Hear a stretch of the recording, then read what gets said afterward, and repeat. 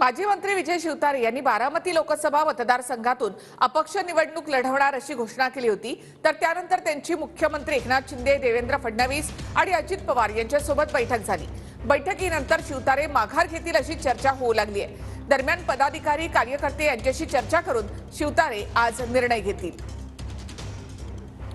माजी मंत्री विजय शिवतारे यांनी बारामती लोकसभा मतदारसंघातून अपक्ष निवडणूक लढवणार अशी घोषणा केली होती, परंतु 2 दिवसांपूर्वीच उपमुख्यमंत्री अजित पवार आणि देवेंद्र फडणवीस तसेच मुख्यमंत्री एकनाथ शिंदे यांच्यासोबत त्यांची बैठक झाली आणि त्यानंतर त्यांचे जे बंड होणार होते ते थोड्या प्रमाणात तरी शांत झालेले दिसत आहे।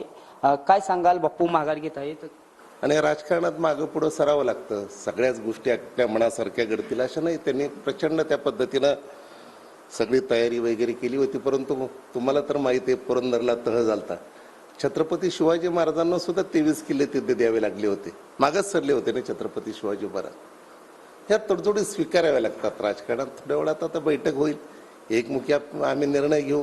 कॅमेरा पर्सन सुशांत राऊतसह मी दीपक कापरे, TV9 मराठी, पुरंदर।